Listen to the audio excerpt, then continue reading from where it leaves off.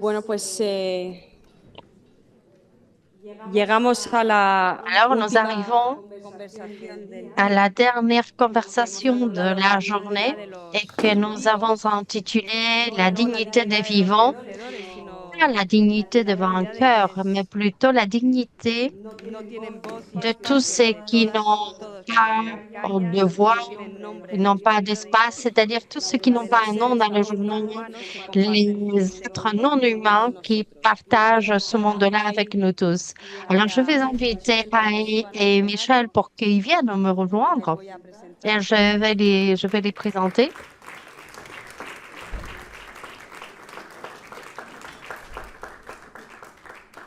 Entonces, para esta conversación Donc, pour cette conversation, nous avons Aïs es una ilusión Meki, tenerlo qui est, c'est un plaisir de la voir.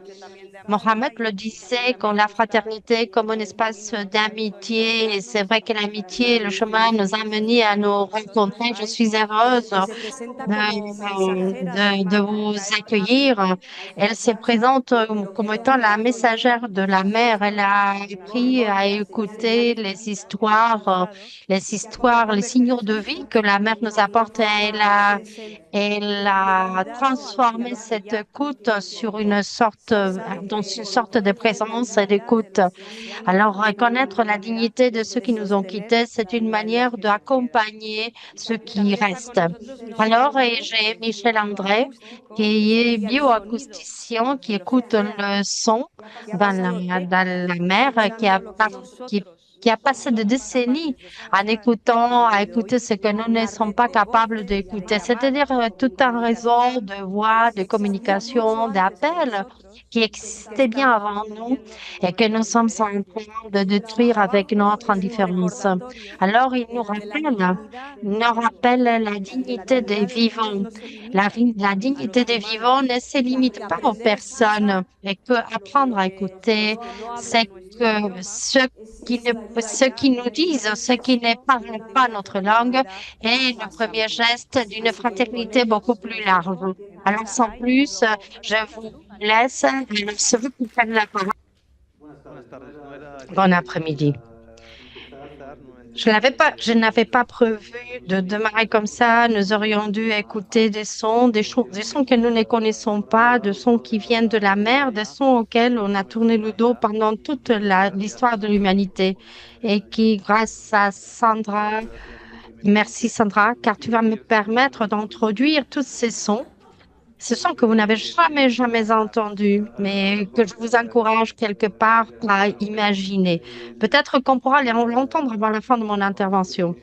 Le concept est que quelque part, nous avons, pendant toute l'histoire de l'humanité, on a tourné le dos au son de la mer.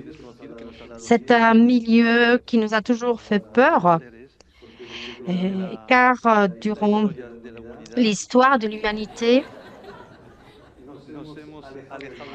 on s'est éloigné de la mer, nous regardions la mer depuis la surface. Il y en a certains qui ont osé prendre un bateau et à regarder cet espace à partir de la surface. Et quand ils revenaient, ils nous racontaient des histoires des monstres. En fait, c'était des baleines à l'époque ou c'était d'autres êtres. Ils nous ont raconté des histoires qui faisaient peur.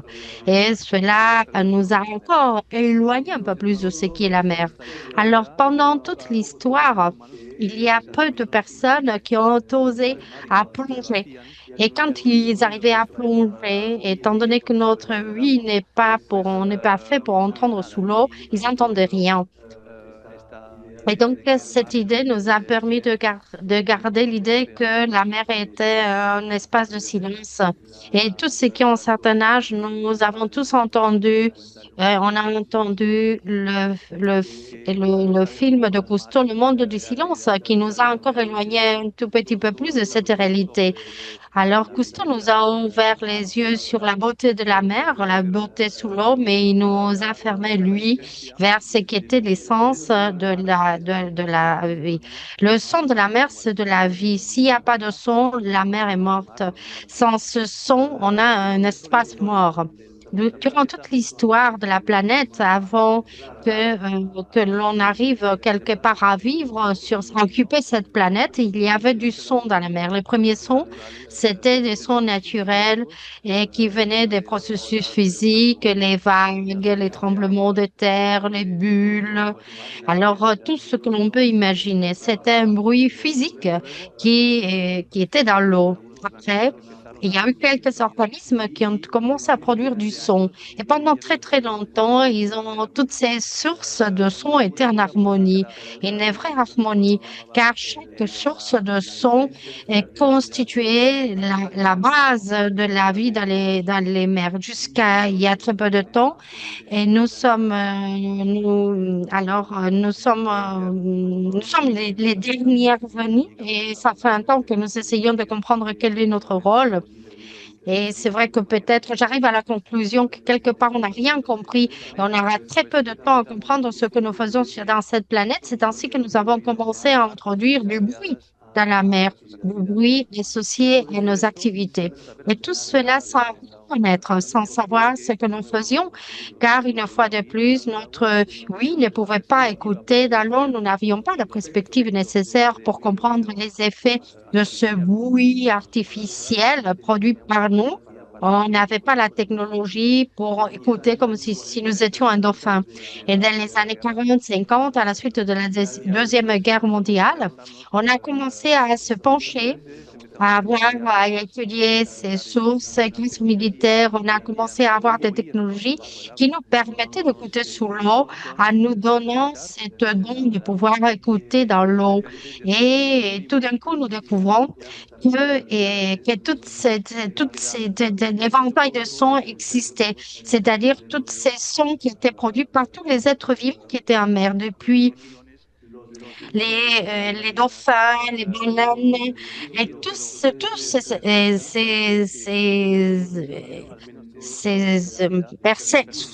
êtres perçoivent de l'environnement.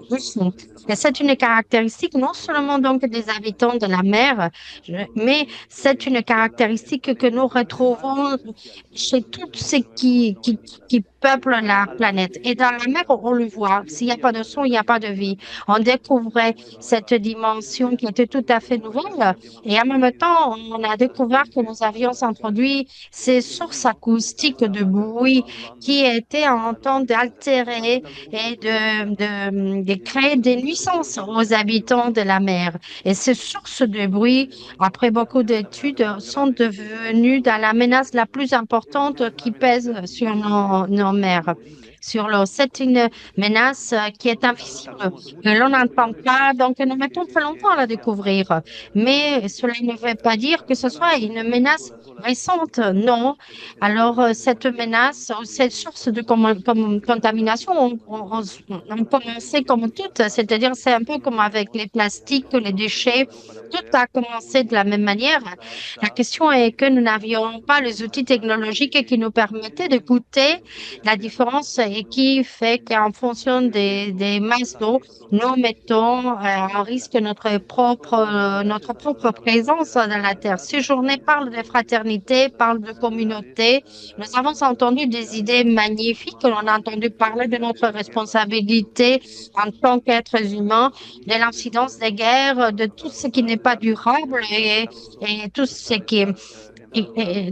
qu'il faut qu'on mais on ne parle pas du moyen, de l'environnement qui nous entoure. Et cet environnement qui nous entoure, c'est un milieu duquel on s'est beaucoup éloigné et depuis très longtemps. Si nous avions le temps et si on pouvait faire une enquête dans cette salle en demandant comment est-ce qu'on peut chiffrer ou on peut mettre une date, c'est-à-dire à quel moment donné on a commencé à s'éloigner de la nature, je crois que la plupart des gens pourrait dire que ça fait plus ou moins un siècle quand on a commencé à exploiter l'environnement, la mer et le reste des êtres vivants en utilisant pour se faire des éléments industriels. Et cela est de l'industrialisation.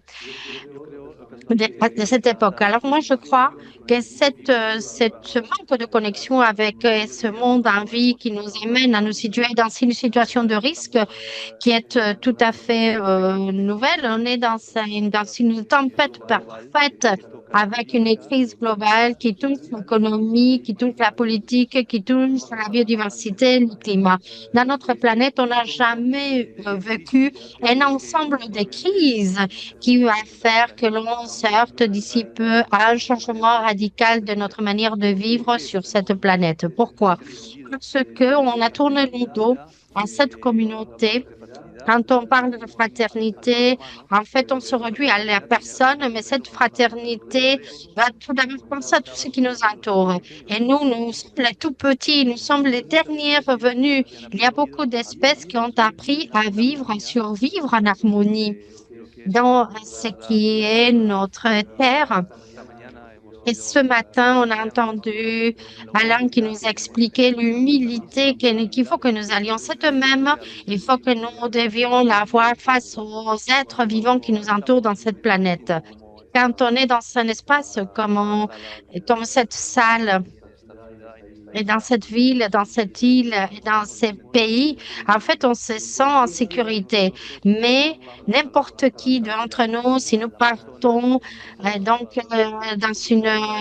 l'Antarctique ou autre, en très peu de temps, on pourrait se sentir oublié et on pourrait être en risque de mort. Alors, notre sécurité, en fait, s'est réduite à cet environnement qui nous protège. On a des barrières, on a des bâtiments qui nous protègent, mais cela est très, très loin de la vie sur cette planète. Ce manque de connexion et je crois que cet éloignement vient du moment où nous avons commencé à articuler notre langage. C'est-à-dire nos premiers mots il y a 150 000 ans. C'est-à-dire qu'on a mis des mots à nos pensées qui nous ont permis d'échanger des idées. Et c'est cela qui nous a amenés à ne plus écouter le monde qui nous entoure.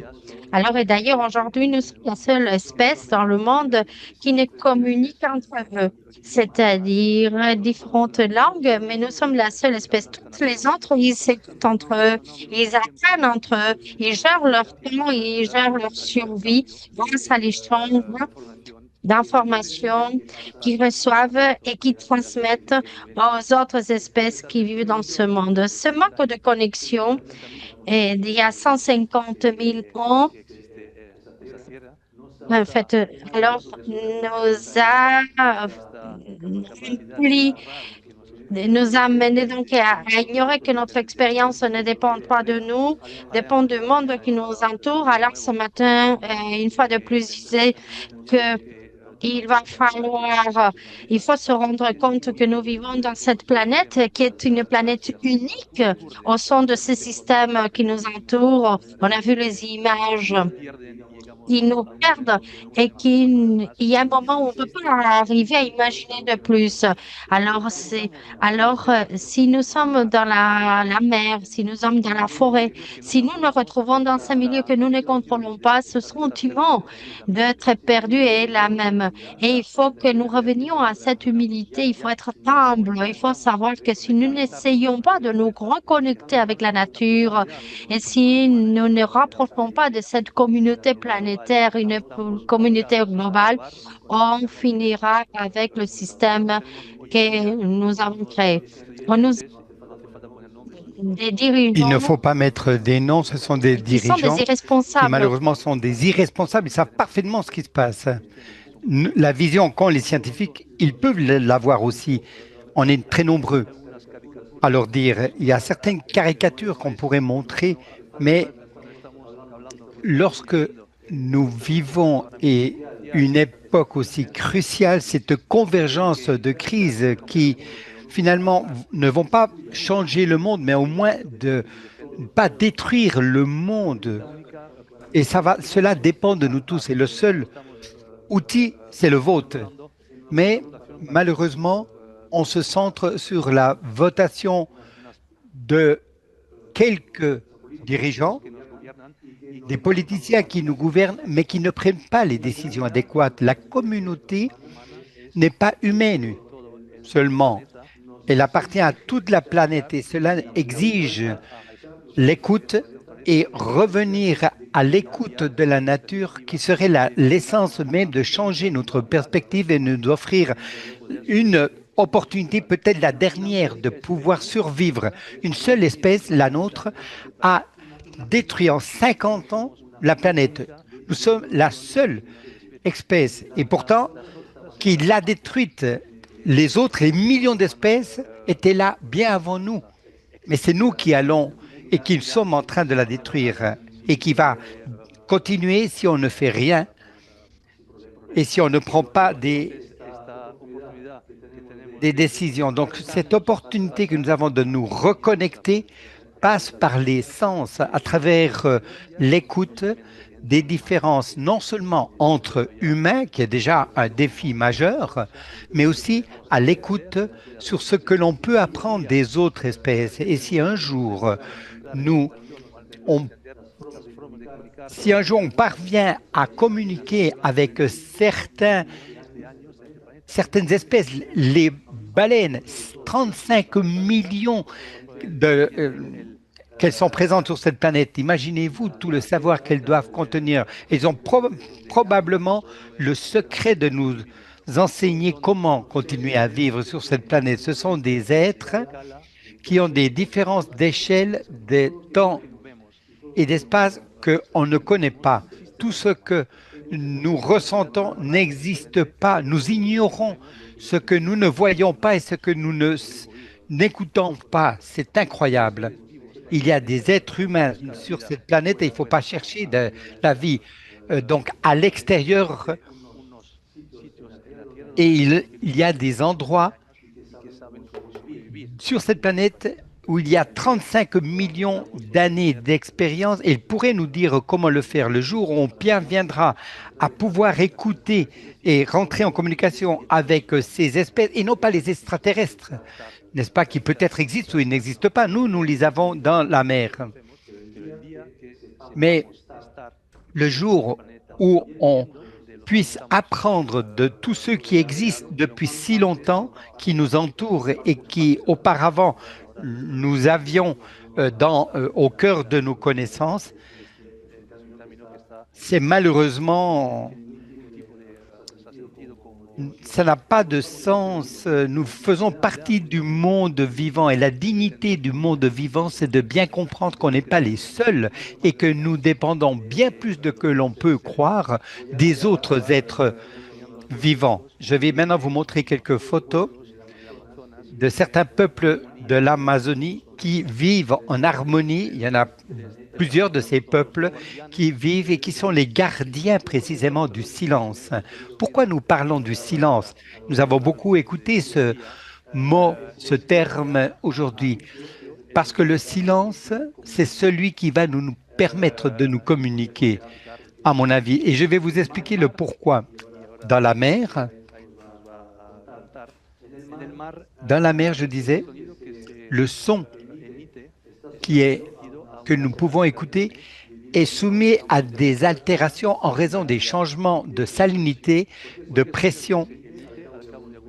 Et le son qui est émis change au bout de quelques mètres, et je ne vous dis pas quelques kilomètres de distance.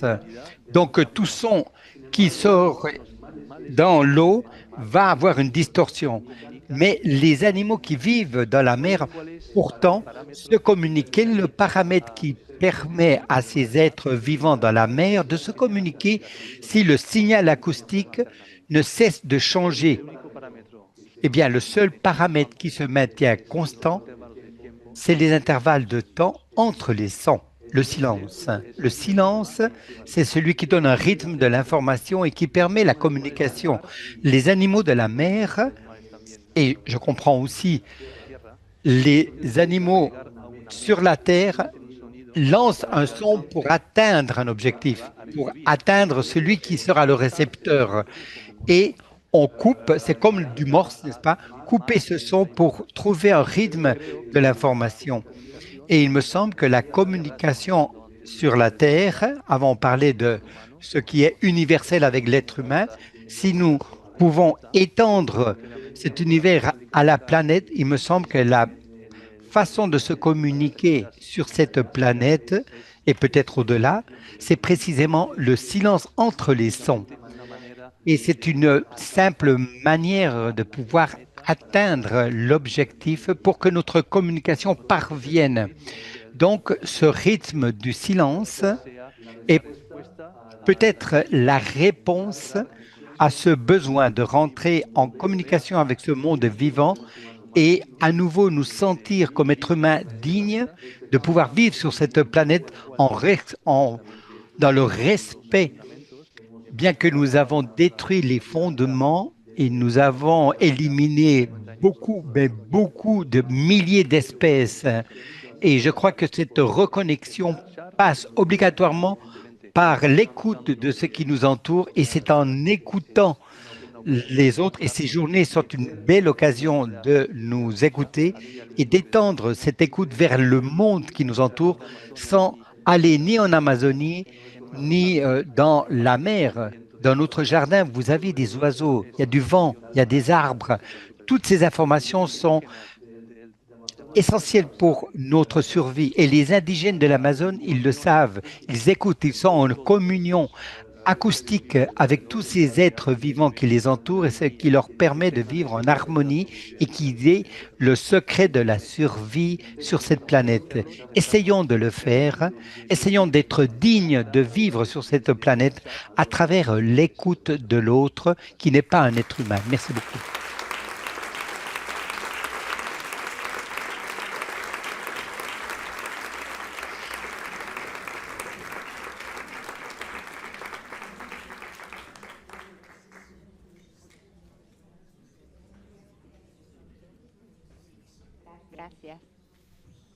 Bien, mille merci. Alors, peut-on commencer avec la vidéo, s'il vous plaît?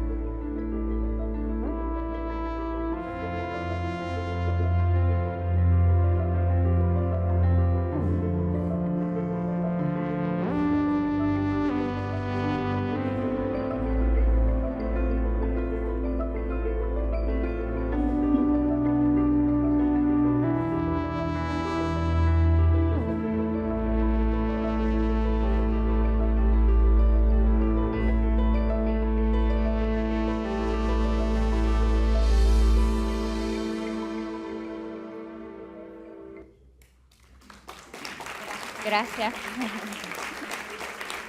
Gracias. Bien, mille merci. Mille merci. Bonsoir à Sandra. Merci de m'avoir invité et à accompagné cette journée si intéressante.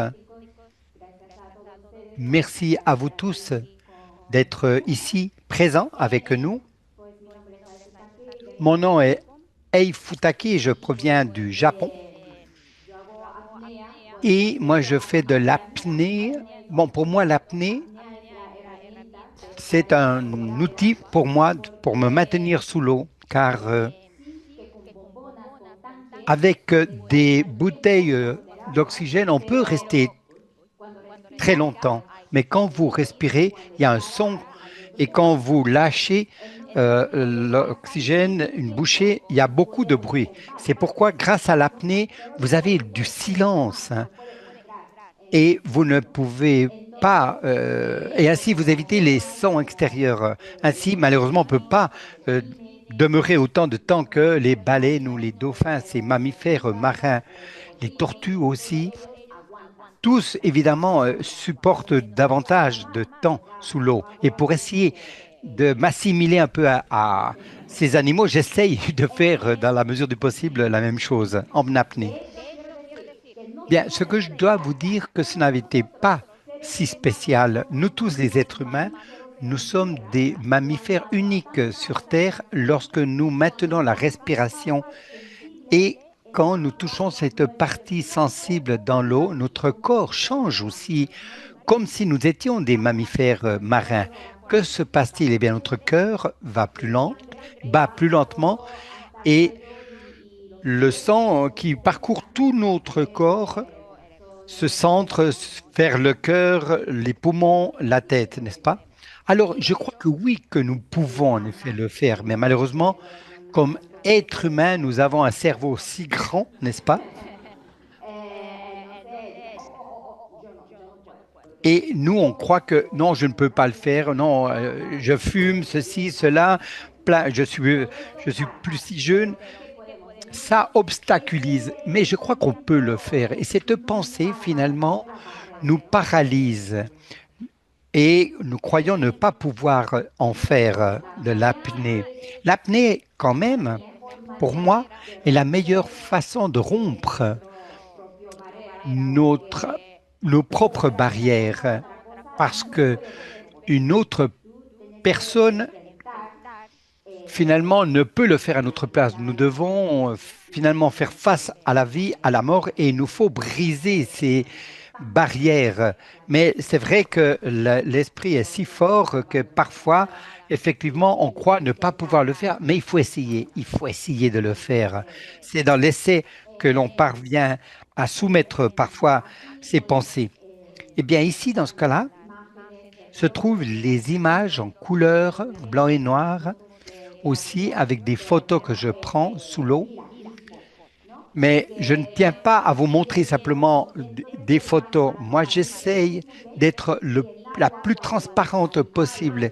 Et dans l'eau, quand les animaux souhaitent vous dire quelque chose, au lieu effectivement de les intercepter, je prends une photo.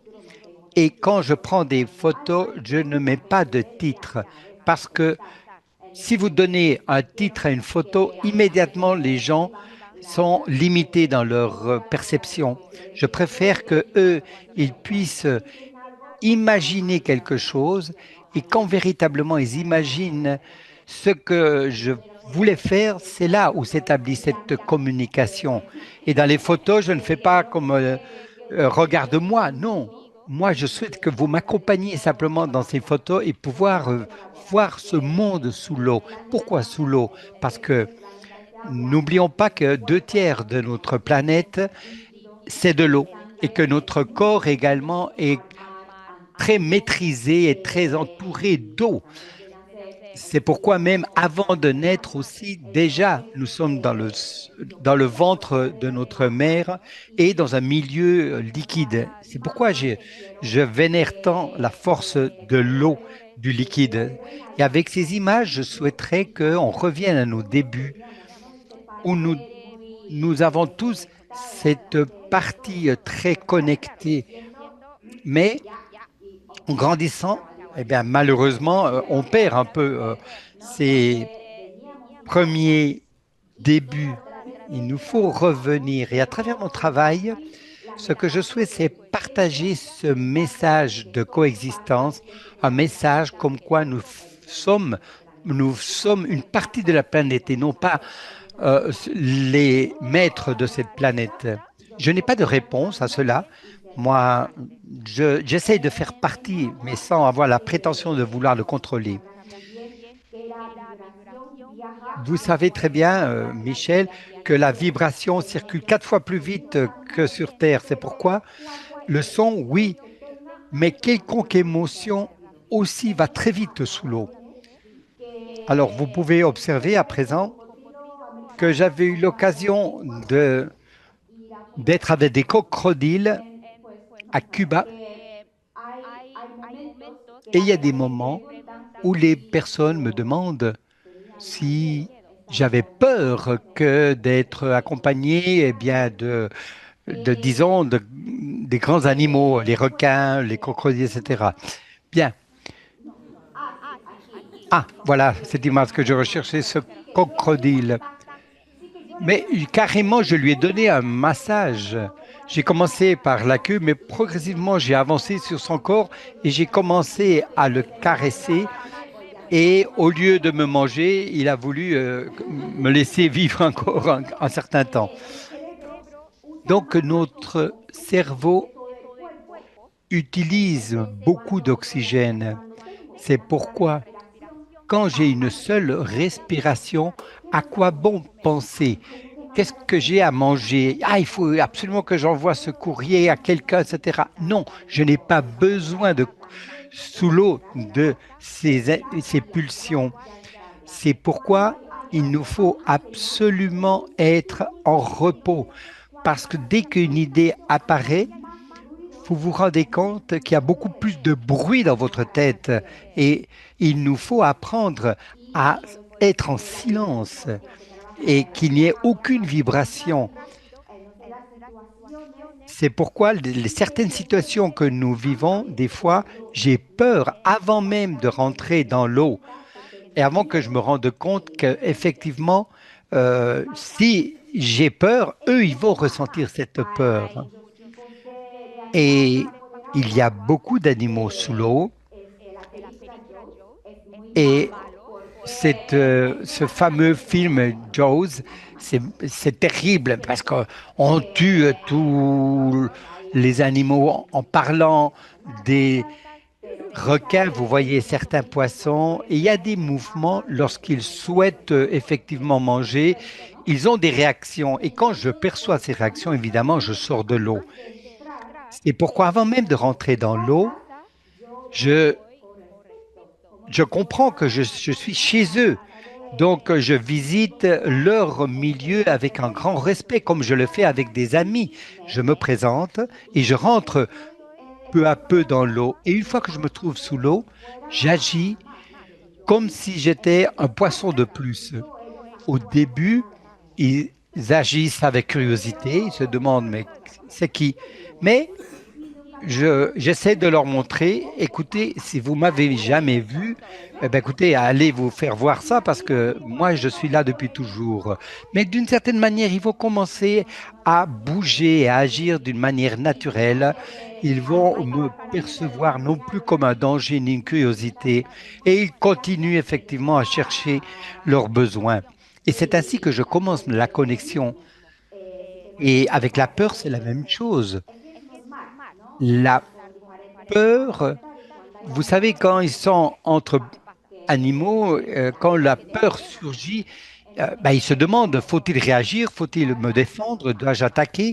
Et donc, il faut essayer de trouver cet esprit serein. Et j'essaye véritablement de vivre le présent, le moment. Très souvent, je ne me rappelle pas tellement ce qui se passe sous l'eau, quelle est l'interaction dans cette sérénité. Et ce n'est que par le biais des photos que je regarde, ensuite j'arrive à recomposer ma mémoire. Oui, un moment, qu'est-ce que c'est ça? Ah, bon, il y a tant d'informations qui apparaissent dans ces photos, mais bon, je vais passer un peu outre, si vous me le permettez. Qu'est-ce que je voudrais vous dire encore? Ah, pour moi, la coexistence et aussi les messages que je parviens à communiquer sous l'eau, je ne le fais pas à l'égard des espèces parce que mon avis, c'est que eux, ils savent parfaitement comment survivre. Et c'est nous qui plutôt ne comprenons pas leurs actes. Je crois qu'il nous faudrait les laisser en paix et à nous de faire notre part pour vivre, pour coexister en harmonie. Je crois que chacun d'entre nous doit commencer par soi-même.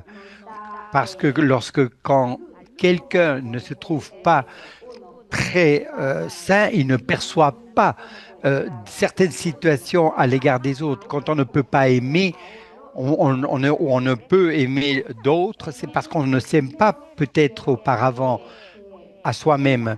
C'est pourquoi, pour établir ces communications, il nous faut d'abord nous écouter. Écoutez les voix votre corps qui vous parle, qui vous donne des pistes.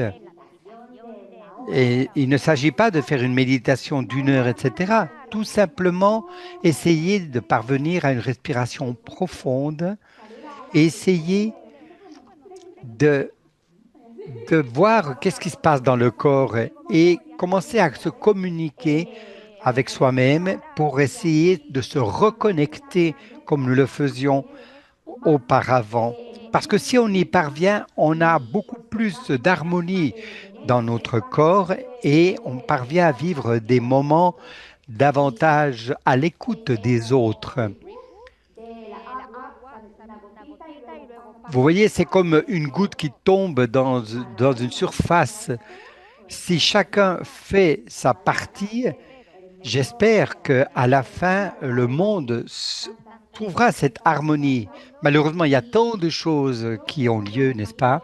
Moi, j'ai beaucoup plus peur d'être au milieu de la ville de Tokyo plutôt que d'être à côté de requins, par exemple. Mais j'habite près de la mer et dès que j'ai un problème, hop, je plonge et je vais sous l'eau et je vous assure que j'atteins cette sérénité dont j'ai tellement besoin et que je suis en train de vous communiquer. Donc, de ma part, mille merci de votre écoute une fois de plus.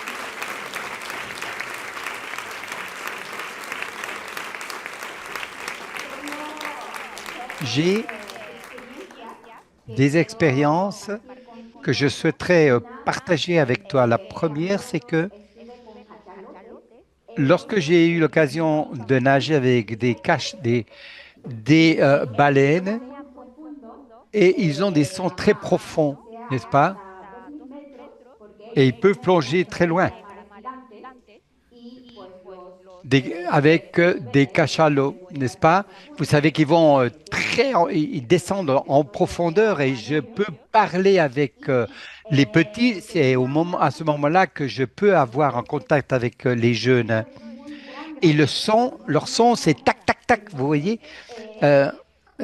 C'est très strident. Mais nous, on écoute simplement à travers notre ouïe. Et j'essayais alors, comment dirais-je, un trou. Et j'arrivais à rien entendre, mais rien du tout. Et j'ai coupé alors j'avais comme une espèce de bonnet, n'est-ce pas? Mais j'ai commencé à écouter effectivement tout ce milieu progressivement parce que j'ai cassé ma cagoule. Voilà, c'est ça. Et à notre reprise, j'avais eu la chance d'être carrément avec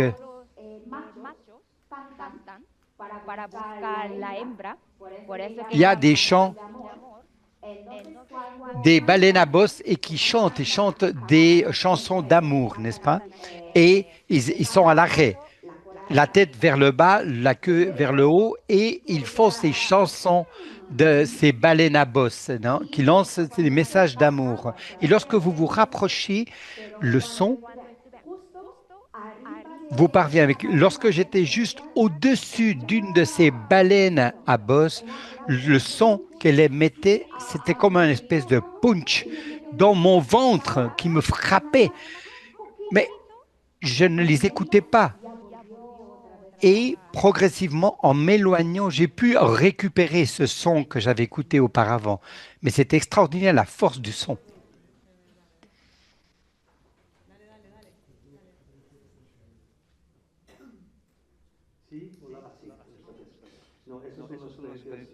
Oui, en effet, ce sont des expériences uniques. Et tu es en train de l'évoquer avec beaucoup de précision. Parce qu'effectivement, le fait d'être sous l'eau, oui, non, il n'y a pas de silence sous l'eau. Non, non, c'est pas vrai, comme vous l'avez très bien dit. Et ceci est très associé à ce que Camus avait analysé, notre action à l'égard des animaux et la négation de notre condition d'animal et de peur que nous avons face à la mort. Et lorsque on est dans l'eau et dans les profondeurs, si je dois respirer, il me faut un corps, eh bien, je n'ai pas beaucoup de temps. On est des êtres exceptionnels. Vous êtes des êtres exceptionnels de faire en apnée à cette profondeur, mais c'est un contrôle très précis que vous avez parce que si vous restez trop longtemps, vous n'aurez plus le temps de remonter en surface. Et cette relation avec la mer, c'est extraordinaire, mais je comprends. Et on se rend compte que c'est une manière d'être en contact avec ce milieu auquel nous appartenons. Et que malheureusement, nous sommes très éloignés, mais avec cette capacité qu'ont certains, comme vous le dites, dans cette apnée, cela vous rapproche et qui vous permet de vivre cette peur, de la peur que nous avons. Il me semble que c'est un sentiment animal d'être et qui nous distingue des autres espèces, c'est la conscience de l'être. C'est cette conscience de l'être qui nous rend humains et que pour l'instant, nous n'avons pas encore vu dans d'autres espèces cette conscience. Ce n'est pas qu'elle n'existe pas, mais notre incapacité ou notre négation il peut y avoir d'autres façons de vivre cette planète, si ce n'est par notre vision, ne nous permet pas d'accepter ni concevoir qu'il existe une communication, une façon de comprendre ce que c'est que la vie qui n'est pas la nôtre. Nous sommes pas un être supérieur, même si parfois on le croit, c'est absurde, parce que nous sommes tout simplement des petits-enfants qui chapotent sur l'eau, pas plus. Cela nous permet néanmoins d'être parmi vous, mais il nous manque l'essence même de comprendre qu'est-ce qu'on l'on fait dans cette planète. Nous n'avons pas de réponse. Et comme nous sommes incapables de nous rendre compte que notre vie peut être en danger et nous n'avons pas compris notre rôle dans ce monde animal et végétal, nous le détruisons. Les plantes se communiquent sans doute, et ceci a été très bien dit, nous avons beaucoup d'expériences qui montrent qu'il y a un cercle vertueux qui permet que les plantes puissent grandir plus rapidement, qui permet d'avoir des fruits que les animaux puissent effectivement manger. Donc, le son et l'Amazone, c'est une de ces parties de la planète où il y a une relation avec la forêt. Il y a des moments où tout d'un coup, par exemple, quand les eaux montent du fleuve, débordent sur les plantes et les êtres humains doivent se réfugier. Les fruits sont là, continuent à être mangés par les primates, les semences tombent de l'eau et les poissons qui sont là, sous ces arbres, mangent cette nourriture. Et c'est une digestion qui permet la germination. Si ces poissons n'existaient pas, les plantes ne pourraient pas survivre. Et les dauphins partent très loin et permettent que tous ces poissons rentrent à l'intérieur de l'Amazone. Donc, et nous sommes incapables de comprendre. La technologie ne nous a pas permis de comprendre. Et je vous invite la prochaine fois que vous soyez sous l'eau de prendre des micros pour que votre expérience soit vraiment unique. Et vous serez la seule à pouvoir le faire parce que nous-mêmes, on est obligé d'avoir des bouteilles d'oxygène. Vous pouvez le faire en apnée. Donc, c'est exceptionnel ce que vous pourriez écouter grâce à ces micros. Et je vous invite à le faire la prochaine fois que vous serez sous l'eau. Merci beaucoup, c'est très gentil. J'ai oublié quelque chose que je voudrais partager avec vous tous. que lorsque je me sens très près d'une baleine, par exemple, que je peux presque les toucher et leurs yeux me disent toujours que quand ils me regardent, ils ne me regardent pas tel que je suis, mais ils me regardent et regardent mon intérieur et je sens que je ne peux rien cacher et ils me disent, tu dois continuer dans cette vérité, tu dois être honnête. Et c'est ce que je ressens quand ils me regardent au plus profond de moi-même.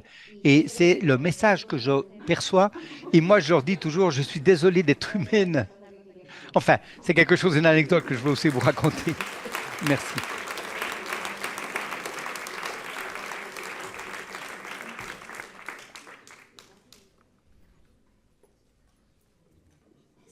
No sé si alguien quiere. Je ne sais pas s'il y a quelqu'un qui veut poser une question. Oui, merci beaucoup. Bon, Michel, je le connais déjà. Bravo, bravo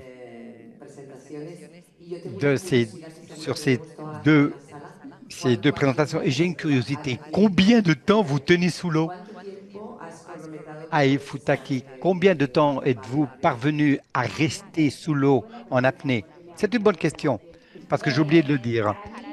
Oui, pour moi, apnée, c'est pas quelque chose de subitement.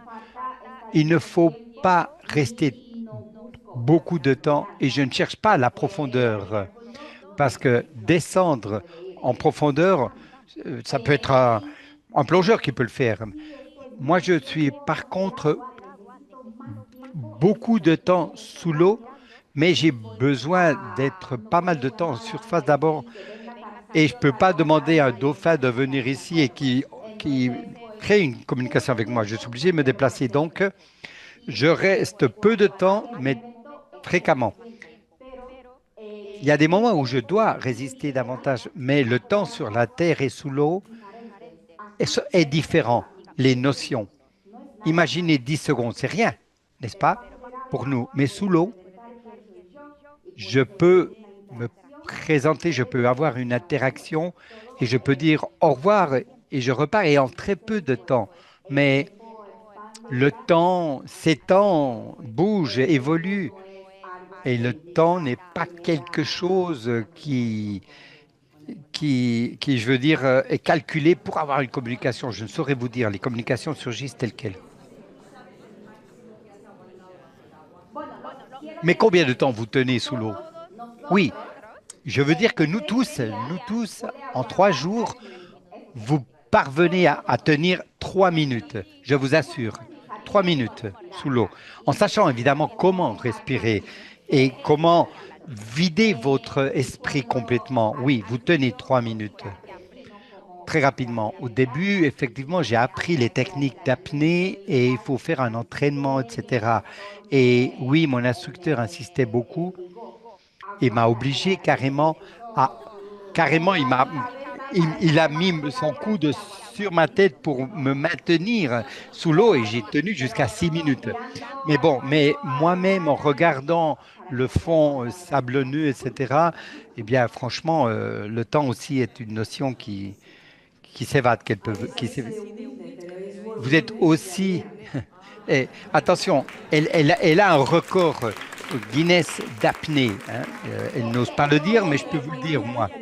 Mais comme elle ne le dit pas, ce n'est pas l'objectif pour elle. C'est ce qui lui a permis de faire ce que véritablement elle parvient à faire. Mais pour vous donner des informations, effectivement, elle a le record Guinness d'apnée. Oui, ça avait été en 2011 et ce moment-là, les réseaux sociaux n'étaient pas aussi poussés. Et de toute façon, moi, je n'aurais pas su le faire. Et j'avais ce message que je voudrais partager, mais personne ne me connaissait. J'étais une jeune fille. Alors, je devais essayer de faire un an. Et le record Guinness, c'est vrai que tout le monde le connaît. J'étais la première femme au monde. Si je parvenais à ce record, j'avais une occasion. C'était une opportunité. Puis après, de toute façon, n'importe qui va vaincre. Mais moi, en tout cas, j'ai essayé de faire mon record personnel et je l'ai obtenu, en effet, ce record Guinness, donc d'apnée.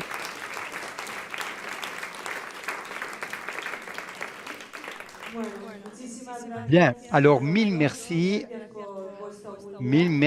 à vous deux, votre humilité et surtout, de nous laisser comprendre l'importance d'écouter et que vous puissiez continuer à écouter.